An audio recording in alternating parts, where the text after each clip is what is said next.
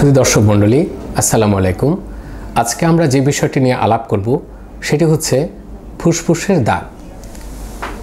মাঝে মাঝে আমরা দৈনন্দিন প্র্যাকটিসে কিছু কিছু মানুষ আমাদের কাছে আসে ফুসফুসের দাগের সমস্যা নিয়ে।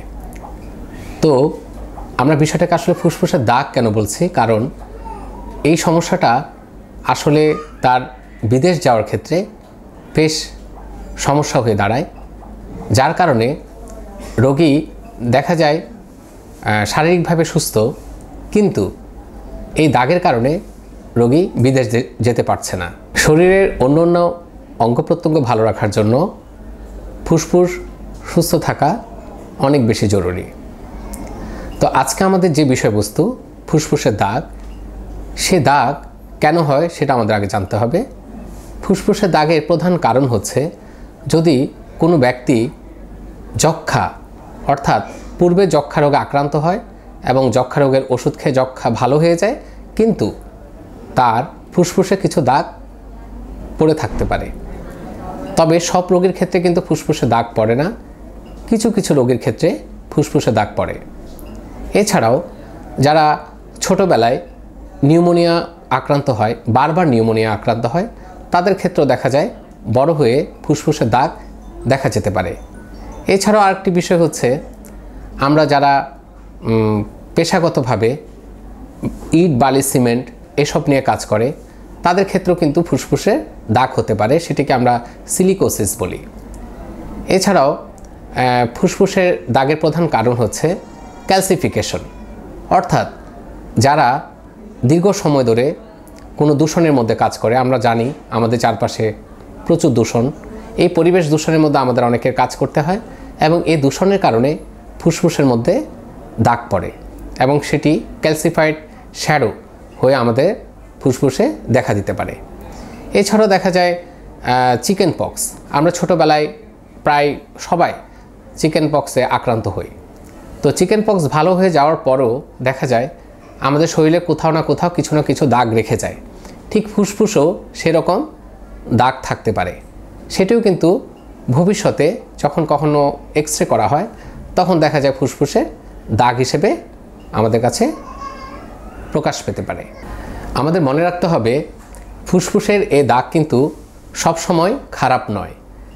অনেক ক্ষেত্রে দেখা যায় রোগীদের কোনো রোগের কোনো লক্ষণ থাকে না, কিন্তু ফুসফুসের দাগ রয়েছে। বিশেষ করে বিদেশগামী যারা রুটিনলি এক্স রে করা হয়, বুকের এক্স রে করা হয়, এই বুকের এক্স রেতে আমরা দাগ পাই এবং এই দাগের জন্য অনেক সময় দেখা যায় বিদেশে যেতে পারছে না। ফুসফুসের এই দাগ আমরা আগেই বলেছি প্রধান কারণ হচ্ছে যদি পূর্বে টিবি হয়ে থাকে, টিবি অথবা যক্ষ্মা। তো যক্ষ্মা রোগের কারণে যদি দাগ পড়ে, সে দাগ দেখা যায় মধ্যপ্রাচ্যের অনেক দেশেই, ইভেন এখন সারা পৃথিবীতেই বিভিন্ন দেশে যাওয়ার ক্ষেত্রে বাধা সৃষ্টি করে। কারণ দেখা যায় আমাদের এই সাবকন্টিনেন্ট অর্থাৎ বাংলাদেশ, ভারত, পাকিস্তান বা আমরা যারা ডেভেলপিং কান্ট্রি, সেই সব দেশে টিবি প্রবণতা একটু বেশি, কিন্তু উন্নত বিশ্বে টিবির প্রবণতা কম। তো ওই ক্ষেত্রে যে সমস্যাটা হয়, ওই সব দেশে সবসময় মনে করে যে আমাদের দেশ থেকে যদি কখনো এই ফুসফুসের দাগ নিয়ে কোনো রোগী বিদেশ যায়, সেক্ষেত্রে তাহলে ওই সব দেশেও টিবি রোগীর সংখ্যা বাড়তে পারে। এই ভয় থেকেই মূলত ফুসফুসের দাগের যেসব রোগীকে তারা টিবি আক্রান্ত মনে করে অথবা পূর্বে টিবি হয়েছে মনে করে, সেসব রোগীকে বিদেশ যেতে বাধা দেয়। তো হয়তো আমরা রুটিন যে এক্সামিনেশনগুলো করি তার মধ্যে বুকের এক্স রে একটি গুরুত্বপূর্ণ পরীক্ষা। এই গুরুত্বপূর্ণ পরীক্ষা করার কারণে তখনই হয়তো সে দাগটি আমরা দেখতে পাই। আসলে রোগী কিন্তু সেক্ষেত্রে দেখা যায় বেশিরভাগ ক্ষেত্রেই অ্যাসিমটোমেটিক, অর্থাৎ রোগের কোনো লক্ষণ তার মধ্যে থাকে না এবং রোগী কোনো শ্বাস প্রশ্বাসের কোনো সমস্যা থাকে না, কোনো জ্বর, কাশি, সর্দি কিছুই থাকে না, কিন্তু রোগীর ফুসফুসে একটি পার্মানেন্ট স্কার অথবা দাগ থেকে যায়।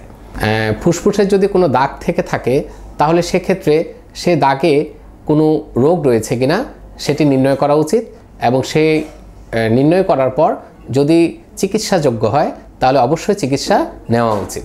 তো দর্শক মণ্ডলী, সর্বোপরি সবার উদ্দেশ্যে বলতে হয় ফুসফুসের দাগ নিয়ে ততটা চিন্তিত হবার কোনো কারণ নেই। বিদেশ যাওয়ার ক্ষেত্রে কিছুটা বাধা আসতে পারে, তবে অনেক ক্ষেত্রে দেখা যায় যদি চিকিৎসা নেওয়া হয় সেক্ষেত্রে কোনো ক্ষেত্রে রোগীরা সুস্থ হয়ে যায়। তো এই ক্ষেত্রে আপনাদের চিকিৎসা অবশ্যই গ্রহণ করা উচিত। ফুসফুসের দাগ অনেক সময় দেখা যায় সেটি কোনো না কোনো খারাপ রোগেরও লক্ষণ হতে পারে, সেটা আমাদেরকে অবশ্যই মনে রাখতে হবে এবং আমাদের সুস্থ থাকার জন্য সঠিক চিকিৎসা সেবাও নিতে হবে। তা আপনারা ভালো থাকবেন, সুস্থ থাকবেন। ধন্যবাদ।